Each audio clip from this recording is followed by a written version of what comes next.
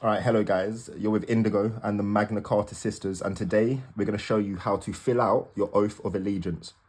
I'm with my sister Mandy now, and she's going to talk you through exactly what I'm doing. Take it ahead, Mandy. Okay, so at the top you put your name.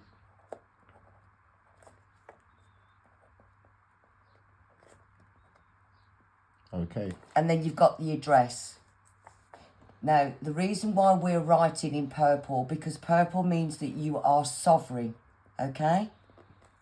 So, keep it simple. But one thing I need to point out about the address and what they use against us is the numbers and why we put the kill boxes here, okay? Because the kill boxes takes out the postcode, because the postcodes are military outposts, okay? And that's why they call us the occupier.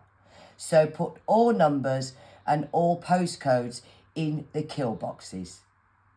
Perfect. Thank you. Then I'm going to put the date here.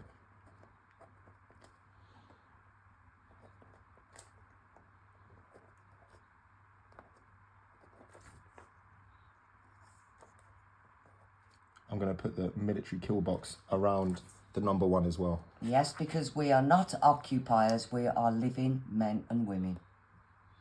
Then I'm going to put my name here where it says I, in full knowledge of treason, in this space, exactly how I've written it on that top line.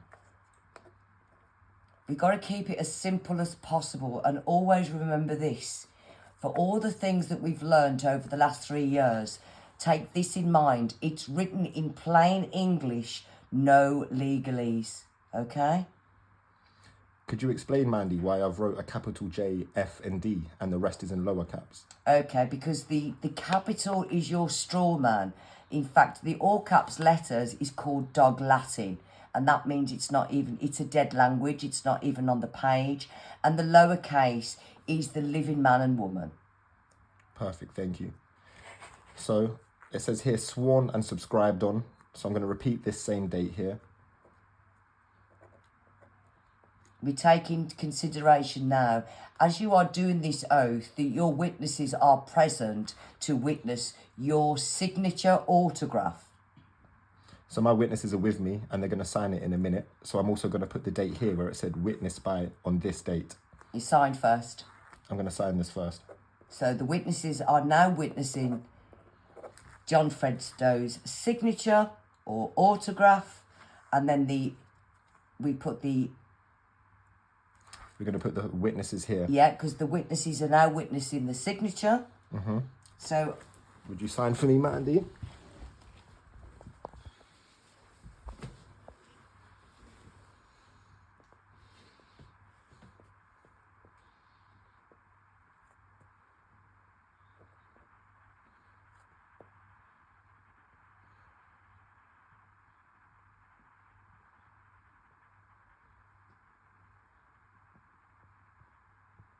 I'm just trying to think what fictitious surname I can actually use for this video. Doe, all of them maybe. Yeah, maybe. Well, no, because that's... oh yeah, it would be family, different. wouldn't it? Yeah. Yeah, all the names have got to be different. Mm-hmm. Okay, Your so Smith. Yeah, your witnesses can't be... There's that makes a lot of sense. Yeah, there's a protocol to your witnesses, and there's 3 steps. Number 1, they have to be over the age of 21. Yep. Number 2, they can't have had a criminal record in the last 10 years. And I'm not talking about something trivial, murder or something like that. That's what we mean. Mm-hmm. And number 3, all your witnesses can't be the same name of each other or you who's doing the document. So you need 3 separate names, basically. So this is a perfect example here. Amanda Ann Smith clearly isn't related to John Fred Doe. So she's a perfect witness. She has no criminal record and she's over 18 years old. 21. 21 years old. Okay, and what we need to establish at this point, we're making 2 originals. So if we just bring that paper in. So the witnesses then are signing 2 documents. So we'll sign again.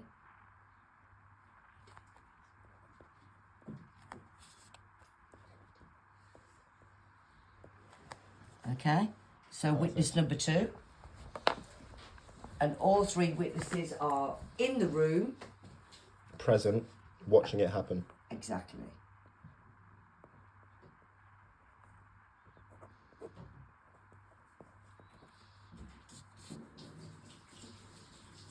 Signature.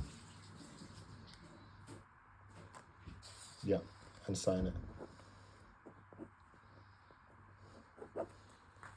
So I'll get Amanda just to sign here as well, as we forgot that one.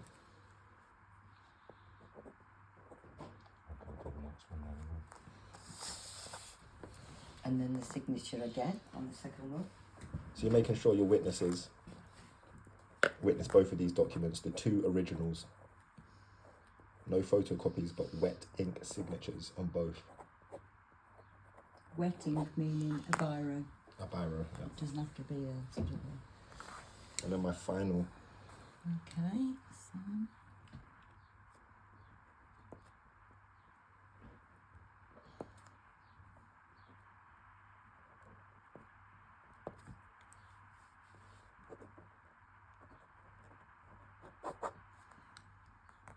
Incredible.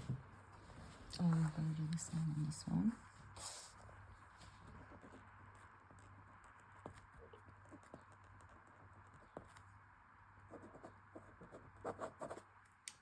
Amazing.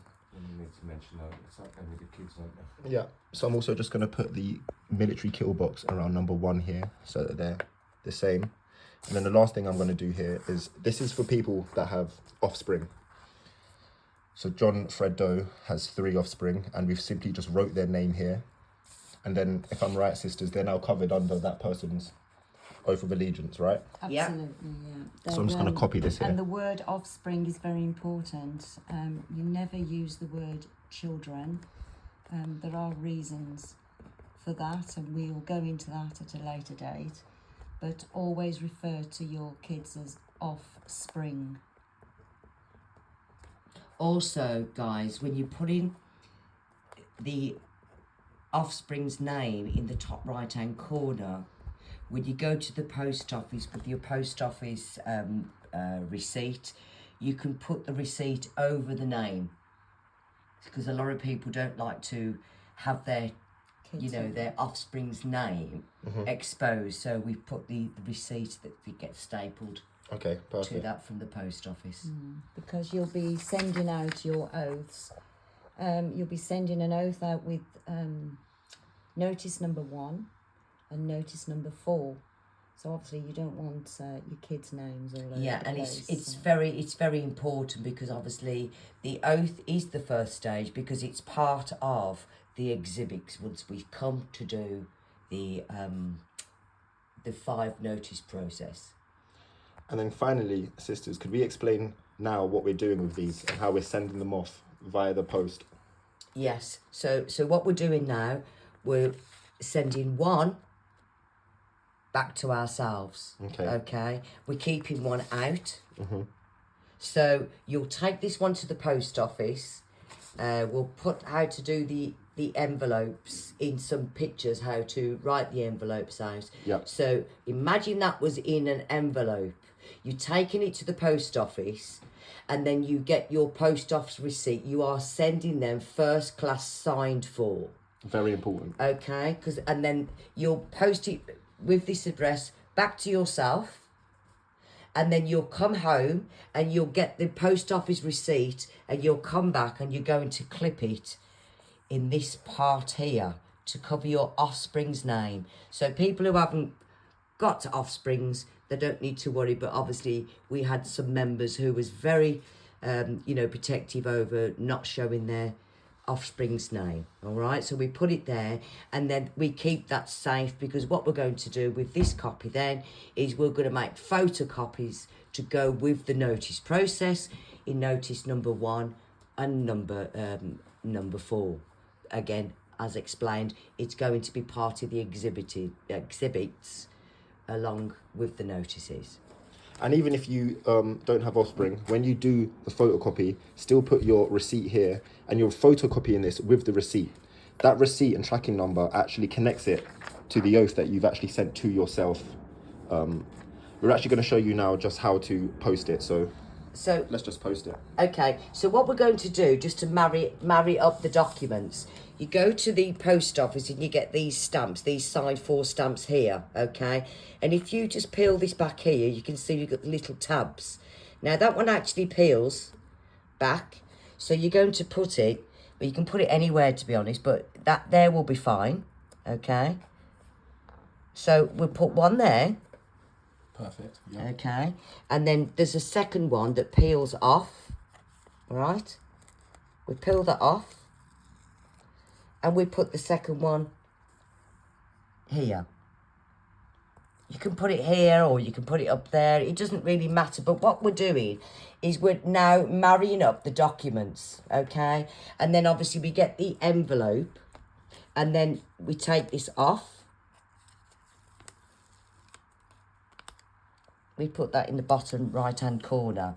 But if you, as you can see, we've put to be delivered by Royal Mail. Now you can write this in red pen, that's absolutely fine.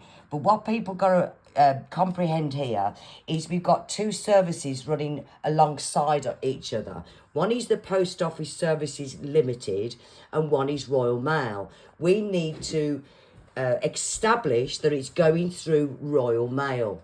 Of course, you know, you've got the tracking and everything. So we're just, you know, making a stand. So what we do is we get a penny stamp to make sure it's been sent by Royal Mail in the top right-hand corner, along with your stamp. And again, on the envelope, you would just be putting your... If you hold this, I'll just write it down just to make sure they see it. Oh, sorry, hand. That's it. No worries. Perfect. Okay, so I'm just going to write. Okay. And guys, as well, these orange labels, you can ask for them in the post office and they'll give them to you for free. A big roll of them, actually. So go to the post office and get some in advance, and then you can get all your documents ready, and you will be doing all your documents in this format by marrying the 3 together.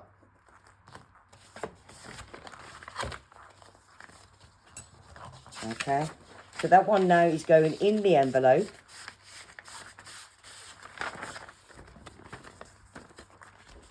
You're taking that to the post office.